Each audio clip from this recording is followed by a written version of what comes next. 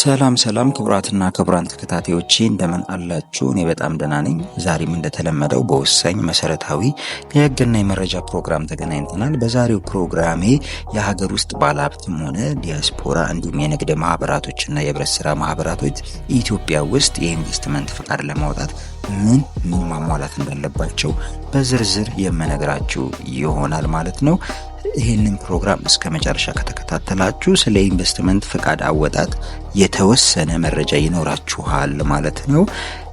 ለዚህ ቻናል አዲስ የሆናችሁ ቻናሉን ላይክ፣ ሼር፣ ሰብስክራይብ በማድረግ አብራችሁኝ እንድትሆኑ በታላቅ ትህትናና አክብሮት እጠይቃለሁ ማለት ነው። ቀጥታ ወደ ዛሬው ፕሮግራም ይገባል።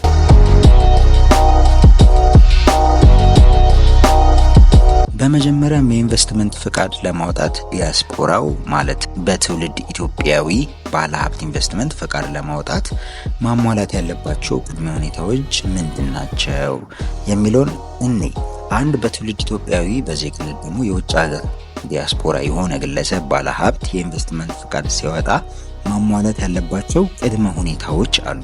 የመጀመሪያው ባለሀብቱ ወይም በህጋዊ ወኪል ተሞልቶ የተፈረመ የኢንቨስትመንት ማመልከቻ ቅጽ ማምጣት ይኖርበታል ማለት ነው።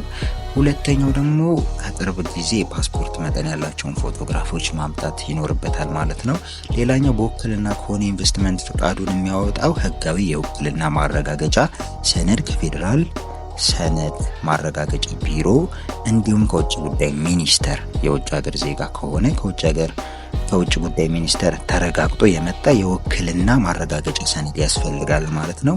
ሌላኛው የታደሰ መታወቂያ ወይም መንጃ ፍቃድ ወይም ፓስፖርት ኮፒና ኦሪጂናል ማምጣት ይኖርበታል ማለት ነው። ሌላኛው በውጭ ለሚኖሩ ዜግነት ላልቀየሩ ከሆኑ የመኖሪያ ፍቃዳቸውን ማምጣት ይኖርባቸዋል ማለት ነው። ሌላኛው እና የመጨረሻው ዲያስፖራ ወይም የትውልድ ኢትዮጵያዊ የሆነ ባለሀብት ኢንቨስትመንት ፍቃድ ለማውጣት ማሟላት ያለበት የመጨረሻው ክፍያ ምንድነው? የአገልግሎት ክፍያ 5000 ብር ነው። አሁን ባለው ሁኔታ እነኚህ ዲያስፖራ ኢትዮጵያውያን ባለሀብት የሆኑ ሰዎች የኢንቨስትመንት ፍቃድ ለማውጣት ማሟላት ያለባቸው ቅድመ ሁኔታዎች ናቸው ማለት ነው። ሌላኛው በሀገር ውስጥ ባለሀብት የኢንቨስትመንት ፍቃድ ሲወጣ መሟላት ያለባቸው ቅድመ ሁኔታዎች ምን ይመስላሉ የሚለውን ለማየት እንሞክር። አንድ በትውልድም ሆነ በዜግነት ኢትዮጵያዊ የሆነ ግለሰብ ባለሀብት የኢንቨስትመንት ፍቃድ ሲያወጣ መሟላት ያለባቸው ቅድመ ሁኔታዎች እነኚህን ይመስላሉ። አንደኛ ባለሀብቱ ወይም በህጋዊ ወኪል ተሞልቶ የተፈረመ የኢንቨስትመንት ማመልከቻ ቅጽ ማምጣት ወይም ማቅረብ ይኖርበታል። ሁለተኛ 2 የቅርብ ጊዜ ፓስፖርት መጠን ያላቸው ፎቶግራፎችን ማምጣት ይኖርበታል። ሶስተኛ በውክልና ከሆነ ኢንቨስትመንት ፍቃዱን የሚያወጣው ህጋዊ የውክልና ማረጋገጫ ሰነድ ከፌዴራል ሰነድ ማረጋገጫ ወይም ከውልና ማስረጃ የውክልና ማረጋገጫ ሰነድ ማምጣት ይኖርበታል ማለት ነው። ሌላኛው የታደሰ መታወቂያ ወይም መንጃ ፍቃድ ወይም ፓስፖርት ኮፒውና ኦሪጂናሉን ማሳየት መቻል ይኖርበታል ማለት ነው። ሌላኛው የአገልግሎት ክፍያው 5000 ብር ማክፈል መቻል ይኖርበታል ማለት ነው። የሀገር ውስጥ ባለሀብት የኢንቨስትመንት ፍቃድ ሲያወጡ እነኚህን ነገሮች ማሟላት መቻል ይኖርባቸዋል ማለት ነው። በንግድ ማህበራት የኢንቨስትመንት ፍቃድ ሲወጣ መሟላት ያለበት ደግሞ ቅድመ ሁኔታዎች አሉ። የንግድ ማህበራት ማለት በንግድ ህግ ውስጥ የተጠቀሱት ማህበራቶች ማለት ነው።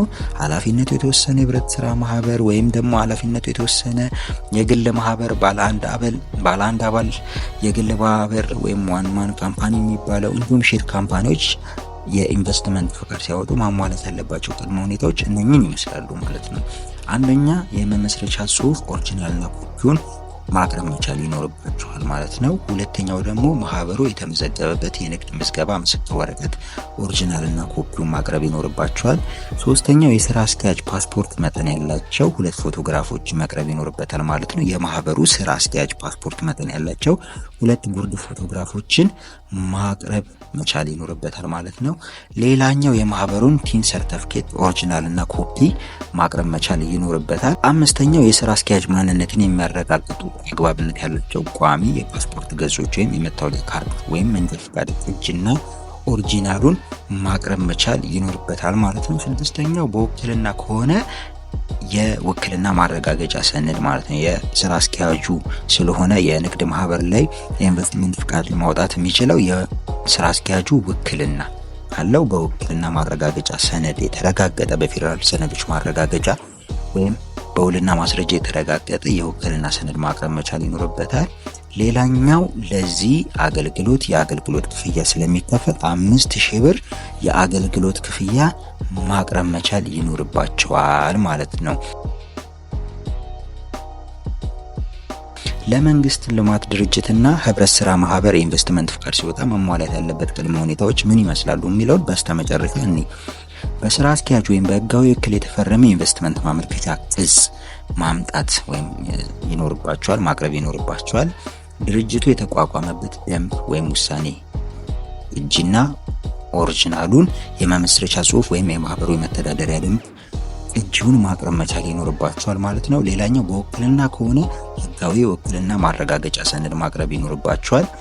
ሌላኛው የስራ አስኪያጅ ፓስፖርት መጠን ያላቸው 2 ፎቶግራፎች ማቅረብ ይኖርበታል ማለት ነው። ሌላ የቲን ሰርቲፊኬት ኦሪጂናልና ፎቶኮፒ ማቅረብ ይኖርባቸዋል ማለት ነው።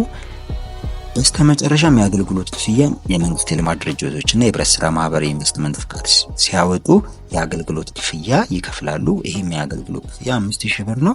ይሄንን ማሟላት ይኖርባቸዋል። የትኛውም የመንግስት ልማት ድርጅት ሆነ የንግድ ማህበራቶች ሆኑ የሀገር ውስጥ ባለሀብት እንዲሁም ዲያስፖራውን ቢሆን እነኚህን የመጀመሪያ ደረጃ ቅድመ ሁኔታዎች አሟልቶ የኢንቨስትመንት ቢሮ ሄዶ የኢንቨስትመንት ፍቃዱን ለማውጣት ይችላል ማለት ነው። በዚህ አግባብ ነው የምትስተናገዱት። ለዛሬ ይህን ይመስላል ያላችሁላችሁ ፕሮግራም። ለዚህ ቻናል አዲስ ሆናችሁ በድጋሚ ቻናሉን ላይክ፣ ሼር፣ ሰብስክራይብ ማድረግ አይረሳ። በሌላ መሰረታዊ የህግ ቪዲዮ እስከምንገናኝ መልካም ጊዜ ቸር እንሰንብት።